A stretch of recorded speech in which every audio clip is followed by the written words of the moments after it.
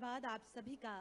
जैसे कोई बाग बिना बागवा के अर्थहीन होता है, जैसे कोई शरीर बिना आत्मा के प्राणहीन होता है, वैसे ही एक उत्सव गुणीजनों, समाज के वरिष्ठ जनों एवं महान व्यक्तित्वों के बिना निष्प्राण हो जाता है।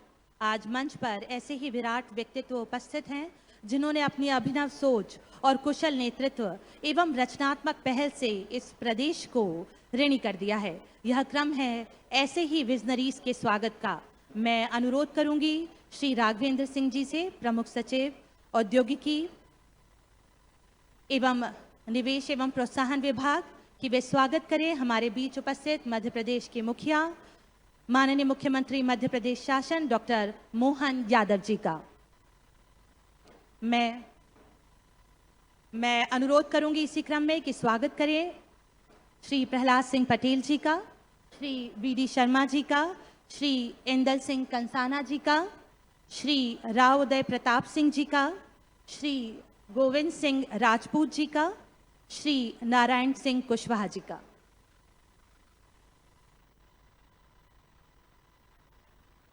बहुत बहुत धन्यवाद सर। इसी क्रम में मैं अनुरोध करूंगी प्रबंध संचालक एमपीआईडीसी श्री चंद्रमौली शुक्ला जी से कि वे शेष मंचासीन अतिथियों का स्वागत करें।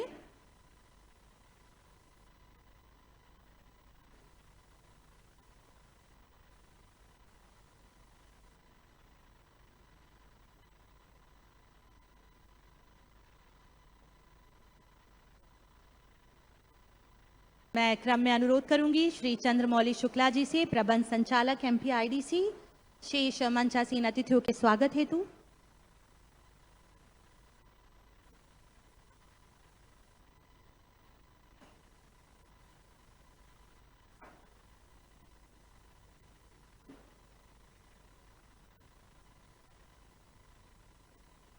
आप सभी से अनुरोध है कि आपने इस क्षण की प्रतीक्षा की है। कृपया करतल ध्वनियों से मंचासीन अतिथियों तक अपनी ऊर्जा संप्रेषित करें। करतल ध्वनियों से स्वागत करें मंचासीन अतिथियों का। बहुत बहुत आभार, धन्यवाद। श्री राघवेंद्र सिंह जी, प्रमुख सचिव, मंचासीन अतिथियों का स्वागत करते हुए श्री चंद्रमौली शुक्ला जी, प्रबंध संचालक एमपीआईडीसी, मंचासीन अतिथियों का स्वागत करते हुए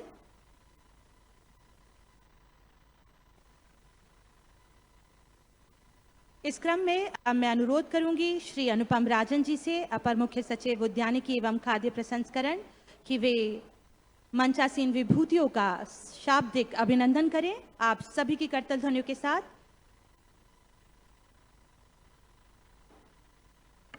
आज के इस कार्यक्रम में उपस्थित माननीय मुख्यमंत्री जी, मंचासीन सभी सम्माननीय मंत्रीगण, मंचासीन अन्य सभी सम्माननीय अतिथि, के आने का जो फायदा मुझे लगता है, जिस बात के लिए मैंने माननीय मुख्यमंत्री जी को धन्यवाद दिया है, कि जो हमारी नई पीढ़ी है, बीच का एक दौर था जिसमें खेती में जाने वाले लोगों की कमी थी। ये 2011 का आंकड़ा है, लेकिन 2021 का आंकड़ा ऐसा नहीं है। कृषि क्षेत्र में लोगों की भागीदारी बढ़ी है, साथ में सर्विस सेक्टर और उद्योग के सेक्टर में कमी आई है। अगर हम इस आंकड़े को देखते हैं तो हमें समन्वय तो बिठाना ही पड़ेगा, और इसलिए आंकड़ों पर हम जाएंगे तो हमें नए सिरे से विचार करना पड़ेगा। मैं इस प्रदेश का श्रम मंत्री हूं, मुझे माननीय मुख्यमंत्री जी ने श्रम मंत्रालय का काम भी दिया है। मैं विश्वास के साथ आपको ये आश्वस्त करता हूं कि कभी भी श्रम क्षेत्र के जो फैसले हैं जो भारत सरकार ने किए हैं, कि 4 वॉल्यूमों के अलावा कोई 5वां कोई ऐसा वो कानून नहीं है जो किसी उद्योगपति को उसका सामना करना पड़े, लेकिन उसके बावजूद भी हम जब भी कोई कदम उठाएंगे तो उद्योगपतियों से और मजदूर संगठनों को साथ में बिठाकर ही उठाएंगे। ये मध्य प्रदेश सरकार की नीति है, इसलिए इस मामले में भी हमको निश्चित रहना चाहिए। और इस मामले में मुख्यमंत्री जी ने सदैव ये बात कही है, चाहे एक्सीडेंटल मामले हों, चाहे उद्योग के बेस और रिवीजन के मामले हों, इन तमाम मामलों में भी एक पारदर्शी व्यवस्था इस राज्य के भीतर है। और इसलिए मैं तमाम मित्रों से आग्रह करता हूं कि विकास होगा तो वो ग्रामीण क्षेत्र में होगा, जमीन मिलेगी तो वो ग्रामीण क्षेत्र में मिलेगी। ग्रामीण विकास और श्रम, ये दोनों ऐसे मुद्दे हैं जिस पर हम खड़े होकर यहाँ के विकास की कल्पना भी कर सकते हैं और राज्य को अपनी ऊंचाइयाँ भी दे सकते हैं।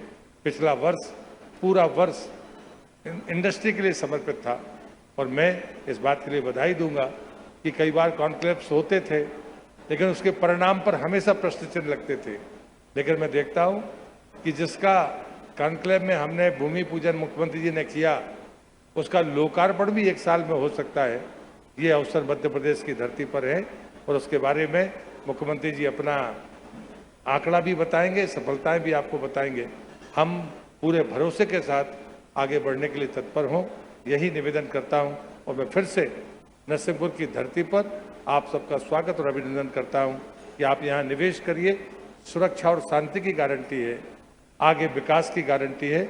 हम तमाम लोग एक दूसरे की मदद करके हम सब मिलकर आगे बढ़ें, इसी अपेक्षा के साथ बहुत बहुत धन्यवाद। भारत माता की जय। बहुत बहुत धन्यवाद सर। नरसिंहपुर जिला कृषि और खाद्य प्रसंस्करण की बहुपर्तीय संभावनाओं से भरपूर है। परंपरागत फसलों के साथ आधुनिक तकनीकों और प्रोसेसिंग इकाइयों का समावेश इस क्षेत्र को आत्मनिर्भर और समृद्ध बना रहा है। मैं माननीय मुख्यमंत्री महोदय डॉक्टर मोहन यादव जी तथा सम्मानित मंचासीन अतिथियों से अनुरोध करूंगी कि वे रिमोट द्वारा नरसिंहपुर में स्थापित इन इकाइयों का लोकार्पण और भूमि पूजन करें। मैं आप सभी को बता दूं कि इस कृषि उद्योग समागम नरसिंहपुर 2025 में कुल 14 से अधिक इकाइयों का माननीय मुख्यमंत्री और मंचासीन अतिथियों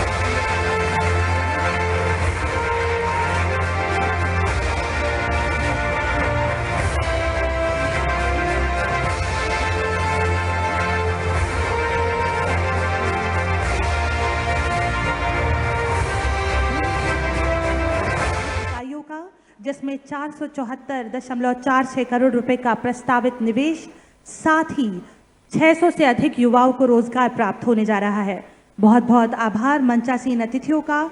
और अब हम बात करेंगे, जब यह महत्वपूर्ण क्षण साक्षी बनने जा रहा है मध्य प्रदेश शासन MPIDC नरसिंहपुर में उद्योगों की स्थापना की यूनिट्स का, हम LOI को न केवल एक दस्तावेज बल्कि राज्य के विकास और औद्योगिक विश्वास का प्रतीक मानते हैं।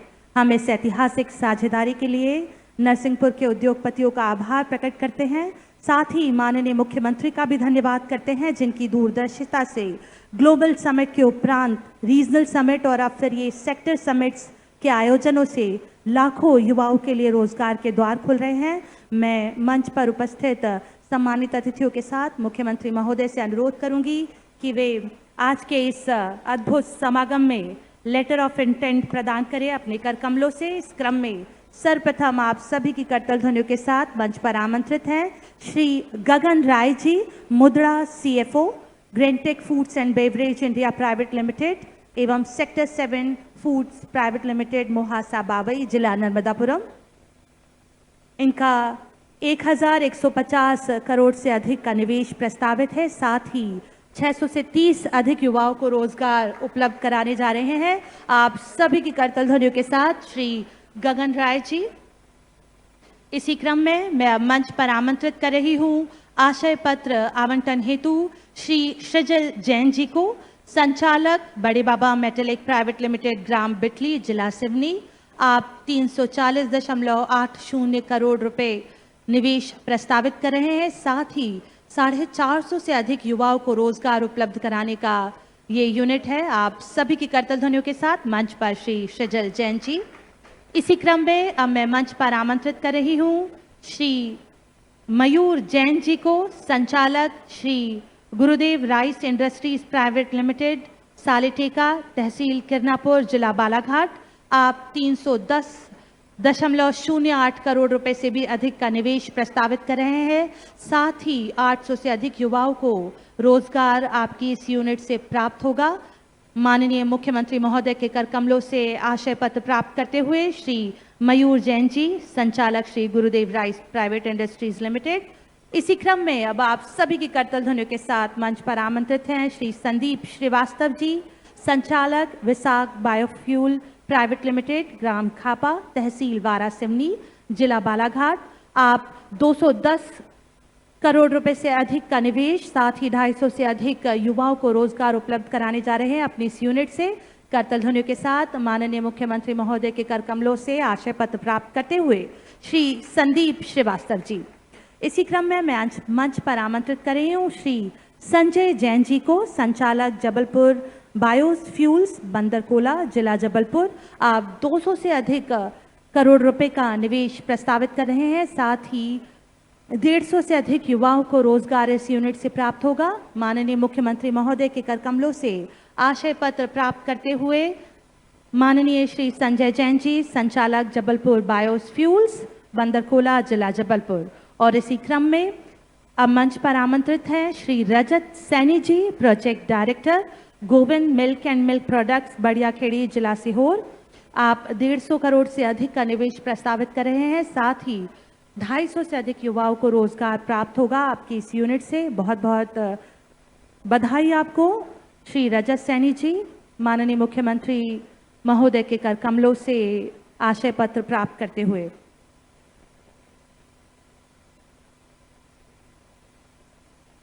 माननीय मुख्यमंत्री जी ने आज जो बीज बोया है, जल्द ही रोजगार रूपी फलदार वट वृक्ष बने और शीघ्र ही उनके द्वारा लोकार्पित इन इकाइयों से नरसिंहपुर के इस क्षेत्र में संस्कृति और कृषि उद्योग का समागम पुनः स्थापित हो। आप सभी को ढेर सारी बधाइयाँ।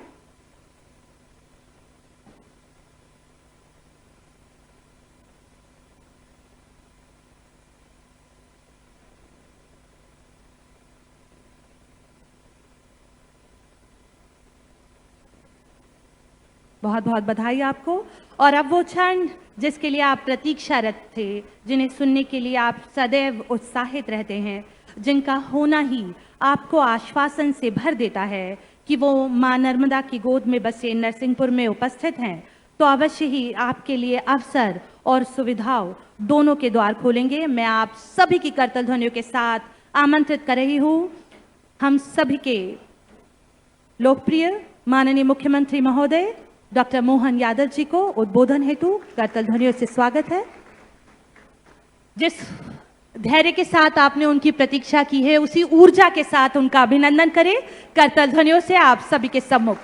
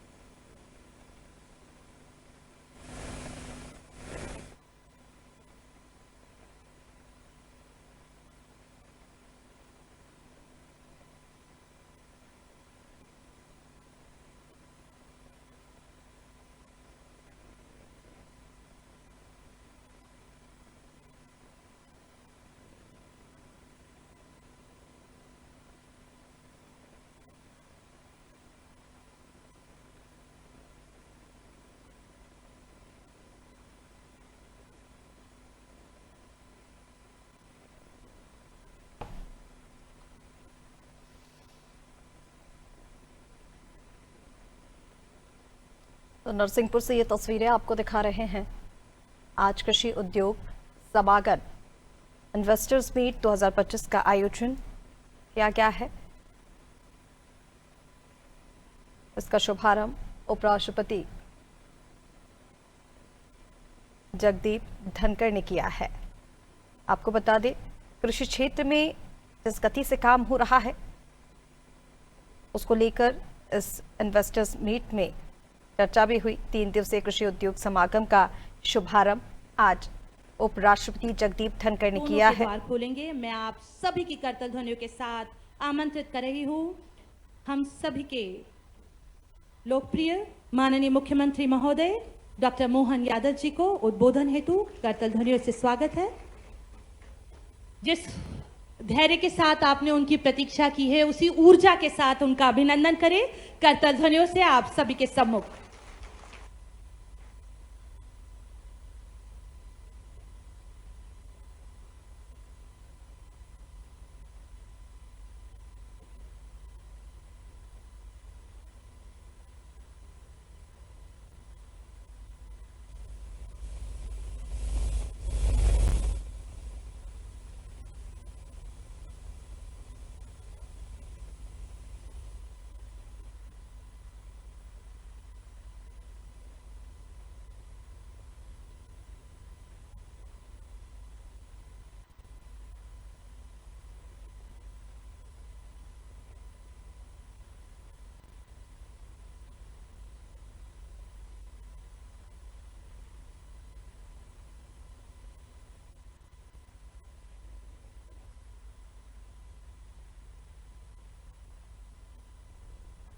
मध्य प्रदेश के नरसिंहपुर जिले में ये 3 दिवसीय कृषि उद्योग समागम मेले का आज शुभारंभ उपराष्ट्रपति जगदीप धनखड़ ने किया है। राज्यपाल मंगू भाई पटेल, मुख्यमंत्री डॉक्टर मोहन यादव समेत कई मंत्रियों की मौजूदगी में इस इन्वेस्टर मीट का शुभारंभ आज हुआ है। आपको बता दें, देश भर से करीब 250 निवेशक, आसपास के जिलों के किसान इस कार्यक्रम में शामिल हुए हैं। आज मुख्यमंत्री डॉक्टर मोहन यादव ने 115 करोड़ 96 लाख रुपए की लागत से 36 निर्माण कार्यों का लोकार्पण भी किया है। इसके साथ आपको बता दें, बड़ी संख्या में किसान इस इन्वेस्टर मीट में शामिल हुए हैं।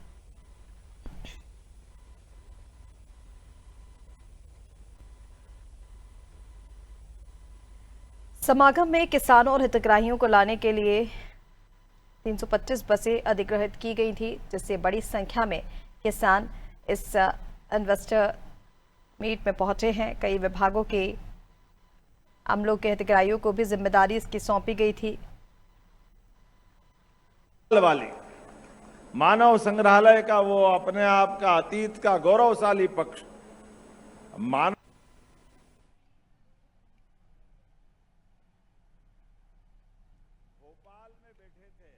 तो 65 देश से ज्यादा के लोग और पूरे देश के लोग उपस्थित थे अपनी जीआईएस में। भोपाल वाली मानव संग्रहालय का वो अपने आप का अतीत का गौरवशाली पक्ष मानव संग्रहालय में तो ये शब्द ही समझ नहीं पाता हूं। मानव संग्रहालय नहीं हो सकता है। संग्रहालय तो निर्जीव वस्तुओं का होता है, सजीव का संग्रहालय कैसे हो सकता है? मानव की तो अपनी विकास की एक प्रक्रिया है। प्राणी संग्रहालय हो सकते हैं बायोडायवर्सिटी के माध्यम से। कभी डायनासोर थे, अब नहीं है। कभी रेप्टाइल कोई और प्रकार के थे, अब नहीं है, वो मान सकते हैं। लेकिन मानव संग्रहालय ये उसी प्रकार का संशोधन का समय आएगा जैसे शिक्षा मंत्रालय को मानव संसाधन मंत्रालय बता दिया गया था। अब शिक्षा और संसाधन तो भौतिक वस्तु है, उसको शिक्षा मंत्री से नहीं जोड़ा जा सकता। लेकिन हमारा इस पूरी मेरी बात रखने के पीछे का सार अगर कहीं है तो यहीं आके टिकता है कि भारतीय जड़ों से जुड़ कर के भारत ने जब भी प्रगति की है तो प्रगति में हमारे किसान, हमारे उद्यमी और हमारे उपभोक्ता ये कहीं बाहर नहीं जाते हैं। ये सब यहीं मिलजुल करके सह अस्तित्व की भावना से हजारों साल से सिस्टम चलता है। इसलिए इसी को स्वावलंबन नाम भी दिया गया। और आज के इस दौर में जब बॉर्डर पर हमने अभी अपने प्रधानमंत्री को और भारतीय सेना को देखा, जोरदार अभिनंदन करो माननीय प्रधानमंत्री नरेंद्र मोदी का। और बॉर्डर पर गरजते तमाम प्रकार के हथियारों का, धन की, दौलत की, शोहरत की और अच्छे काम के मोहरत की कभी भारत में और मध्य प्रदेश में कमी नहीं रही। लेकिन रही कमी तो हमारी अपनी व्यवस्थाओं के संचालन के साथ उस पे अपने आप में हमारे नियंत्रण की, खास करके देश के दुश्मनों से निपटने की। मैं लाइन से बता सकता हूं, ज्यादा पुराना नहीं। पानीपत का पहला युद्ध जब बाबर के साथ होता है तो हमारा हेमचंद्र हेमू विक्रमादित्य केवल 1.5 लाख की सेना उनके साथ है, लेकिन हारते कैसे हैं? तोप और बंदूक का प्रयोग। पहली बार होता तो 1000 हाथी तोप के धमाके से, गोले से तो मरे ही नहीं, धमाके से भाग रहे, क्योंकि टेक्नोलॉजी का अभाव था। अपने लोग जान देने को तैयार थे, लेकिन जान देने से काम नहीं चलता। टेक्नोलॉजी में क्या होता है? दूसरा पानीपत का युद्ध फिर होता है अकबर के सामने, इब्राहिम लोदी के साथ बड़ी सेना लेकर के, लेकिन उसमें भी वही नाटक होता। और तीसरी बार की स्थिति भी यही बनती। लेकिन ये बदलते दौर का समय है। अभी हमने मैंने एक पानीपत, दूसरा पानीपत और तीसरा पानीपत बताया।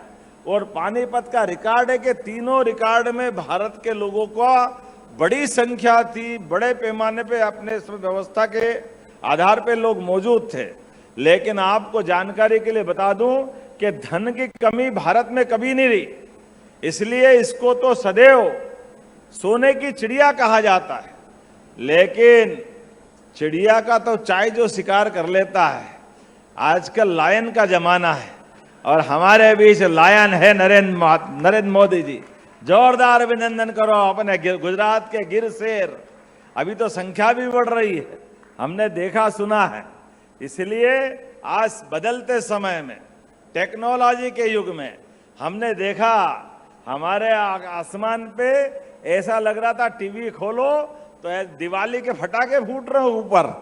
पाकिस्तान के तरफ से कौन कौन सी मिसाइल, अब मैं बोल तो नहीं सकता हूं लेकिन आप भी समझ रहे हो, पाकिस्तान तो मोहरा था, हथियार कहां से आए थे मालूम पड़ा। किसका बाजार बिगड़ गया बताने की जरूरत नहीं है, जिनके अपने बाजार बिगड़ गए उनकी हालत बिगड़ गई। लेकिन आज जब मैं आपसे बात करने आया हूं तो हमारी सरकार ने बदलते दौर में माननीय प्रधानमंत्री जी के नेतृत्व में ये बात सही है कि हमारे लिए मेड इन इंडिया का समय है। और मेड इन इंडिया की जब बात कर रहे हैं तो सभी क्षेत्रों में समान रूप से हथियार की बात होगी तो हथियार की होगी। मैं मान के चलता हूं कोई बड़ी बात थोड़ी है। आप में से भी कोई व्यक्ति ऐसा हो सकता है जो अपनी अच्छी मिसाइल बनाने की फैक्ट्री डालेगा, आप में से भी कोई हो सकता है जो अच्छी गन की फैक्ट्री डाल सकता है। लेकिन आज तो किसानों की बात है और किसानों के लिए नरसिंहपुर नहीं, हमारे पूरे प्रदेश के अंदर ऐसे 4 मेले लग रहे हैं जिसके आधार पर हमारे सभी निवेशकों को आगे बढ़ाते हुए, और केवल निवेशक नहीं, आप सबके माध्यम से तो हमने कल्पना की है कि हमारे यहाँ एग्रीकल्चर ग्रोथ रेट बहुत जबरदस्त है। कभी अंदाज लगा लो कि 2002-03 तक 7 लाख हेक्टेयर की सिंचाई होती थी हमारे यहाँ पर, और 1956 में बना मध्य प्रदेश। 2002-03 तक एग्रीकल्चर ग्रोथ रेट इसकी कितनी थी? 0.007। अब आप बताओ, जिसकी 1% नहीं थी। मुझे इस बात की प्रसन्नता है आज हम 12% से भी तेज गति से जा रहे हैं। यह मध्य प्रदेश से बदलते दौर का केवल इच्छा शक्ति के बलबूते पर। और उसी प्रकार से जब हमारी एग्रीकल्चर ग्रोथ रेट बहुत अच्छी है तो आपके माध्यम से भी हमने कहा कि हमारे किसानों की जिंदगी बढ़िया करने के लिए माइनिंग का बहुत अच्छा काम होगा, रेडीमेड्स का बहुत अच्छा काम है बाकी जगह, लेकिन हमारी खेती आधारित उद्योग अब कितना अच्छा लगता है। एथेनॉल बनाने के लिए गन्ना भी याद आता है और राइस भी याद आता है। और हमारी कई सारी ऐसी फसल जो पानी लग गया, कई कारण से खराब हो गई, चाहे गेहूं हो या कोई और फसल हो, एथेनॉल के माध्यम से हम अपनी उस ऊर्जा का उपयोग करते हैं, व्यापार का उपयोग करते हैं। बदलते दौर में आज जब मैं आपसे यहाँ इंडस्ट्री की बात कर रहा हूं तो मैं आंकड़े देख रहा था। जीआईएस के माध्यम से जैसे हमने 30 लाख करोड़ से ज्यादा का निवेश प्राप्त किया था और इसमें 23 लाख से ज्यादा लोगों को रोजगार की बात थी। और आज केवल मई के अभी आज 26 मई है और हमारा फरवरी में इन्वेस्टमेंट समिट हुआ था। लेकिन अभी मैं केवल 5 नाम बताऊंगा। हमने एक के बाद एक जितने भी वहां आशय पत्र दिए थे और जिसके आधार पर हमने कहा था कमिटमेंट हमारा है, तो आज राज्य में 1744 एकड़ जमीन अर्थात 1744, जोरदार अभिनंदन करो, 46 औद्योगिक इकाइयों को ये लैंड आवंटन हमने कर दिया। केवल कार्यक्रम करने के लिए कार्यक्रम नहीं कर रहे, उसमें ठोस रिजल्ट आना चाहिए। उसी प्रकार से जिसमें 24,500 करोड़ का निवेश और 35,000 से ज्यादा लोगों को रोजगार मिलेगा। मैं कुछ नाम बताना चाहूंगा। जीआईएस के बाद मैसर्स पतंजलि ग्रुप रीवा, बाबा रामदेव की अपनी कंपनी, जोरदार अभिनंदन करो। आजकल हमारे लिए बाबा रामदेव का भी नया रूप मेड इन इंडिया के लिए हमारे लिए लगभग 433 एकड़ जमीन उनको रीवा में दी है। मैसर्स अल्ट्राटेक सीमेंट सीधी के लिए 264 एकड़ जमीन उनको भी आवंटित कर दी है। आप ताली वाली बजाते रहो तो मैं बताता रहूंगा। अब हमारे यहाँ रेल पूरी रेक, मेट्रो का, वंदे भारत का, रेल के सभी कोच बनाने की फैक्ट्री अब भोपाल में लग रही है और इतनी तेजी गति से लग रही है कि लगभग हमने उनको जमीन भी आवंटित कर दी 2000 करोड़ की लागत से अपने यहाँ ही रायसेन के मतलब भोपाल में ही बड़ी एक फैक्ट्री लग रही है। जोरदार अभिनंदन करें जिनके लिए 168 एकड़ जमीन हमको दी है। मेसर्स गौतम सालार मालनपुर में 55 एकड़, messrs ग्लेस्को Smith Asia private limited Pithampur, इनको भी 40 एकड़ जमीन। और जब मैं यहाँ आपसे बात कर रहा हूँ तो आज यहाँ भूमि पूजन लोकार्पण पे एक फ्लैट एक ही स्लेट चली थी, एक ही स्लाइड चली है, लेकिन अलग अलग आंकड़ा दूंगा तो यहाँ नरसिंहपुर के अंदर जब लोकार्पण की बात कर रहे हैं तो 14 इकाई के माध्यम से और लगभग 153.38 करोड़ के 104 लोगों को 1004 लोगों को रोजगार मिलेगा। लोकार्पण हुए, जोरदार अभिनंदन करें अपने प्रदेश के लिए यहाँ पर। और भूमि पूजन 16 इकाइयों का हुआ जिसमें 474.46 मतलब 450 ही हो गया, समझो 46 का क्या अर्थ है। तो मैं मान के चलता हूं 550 करोड़ के भूमि पूजन 16 इकाइयों के, इसमें भी कई सौ लोगों को रोजगार मिलेगा। और आशय पत्र के आधार पर 15 आशय पत्र दिए हैं जिसमें 2381.96 करोड़, इसका मतलब ये तो फिर ये भी 82 हो गया।